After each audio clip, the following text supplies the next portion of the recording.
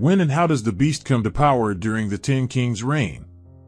Before we can answer this question, here are a few things to be aware of about the 10 Kings. The 10 Kings are different from the kings of the earth. Kings of the earth rule over land, like those who rule over countries. The 10 Kings are different, they rule over the entire world. The world will probably be split into 10 regions, and each king will rule over each region. These 10 kings will be later ruled by the beast, whereas the kings of the earth are ruled by the city Babylon. When the city of Babylon is destroyed later by the 10 kings, the kings of the earth will weep over Babylon. The 10 kings are separate but will have a common vision, like the toes on a foot. They will tamper with the seed of men, referring to the reproduction process of mankind. This would include cloning, to transhumanism with animal or alien, and influencing children. They will also have a common vision to destroy those of God. The 10 kings will start the final evil empire rule. So when does the beast arrive and start to rule? Here are 7 indicators. Number 1.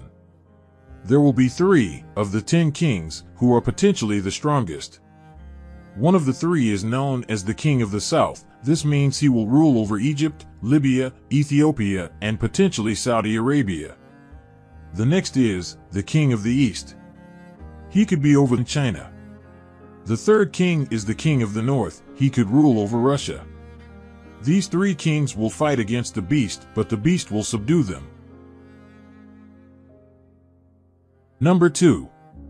The beast will rule with the 10 kings for 1 hour, then the 10 kings will surrender all their authority over to him. Number 3. The beast is ruling at the end of the 7 years when Yeshua comes against him at Armageddon, and he is thrown into the lake of fire. Number 4. 3.5 years into the 7-year period, the beast is already ruling, as the dragon gives him authority to continue for 42 months. Number 5. He is given authority to continue by the dragon because the beast was mortally wounded. The beast, means that he was alive and ruling. Then he was not, means he died when he was mortally wounded by a sword. Then he ascends out of the bottomless pit. This means he was in there after he died and now raised to life by the dragon. The dragon gives him authority to continue his rule for 42 months and to focus on destroying the saints. You are probably wondering, who killed or mortally wounded the beast? The wound was made by a sword, and he did live. It could not have been at the hands of the 2 witnesses, as they used fire to defend themselves, not a sword. It could not be at the same time the beast subdued the 3 kings, as this would have been earlier than the 42 months. I believe when the 2 witnesses are destroyed, the temple is now available. The beast enters and defiles the temple of God. This is when someone enters and attacks the beast with a sword. Thus 42 months still to go. Number 6. Looking at various scenarios, there is one option that is the most feasible. 10 kings rule for some time. Then the 3 kings go after the beast. The beast subdues the 3 kings and then rules over the 10 kings. The beast's friend wars against the 2 witnesses and kills them at the 3.5-year mark. The beast is then killed with a sword. Then the beast is raised from the pit and given 42 months by the dragon to continue. Number 7.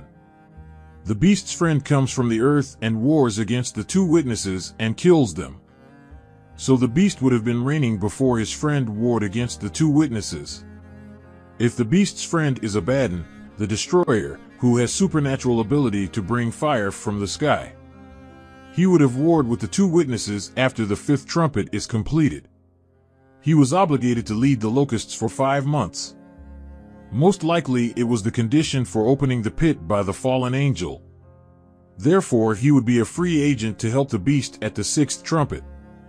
This means the beast's friend is warring against the 2 witnesses about 2.5-year mark of the 7 years and destroys them about 1 year later.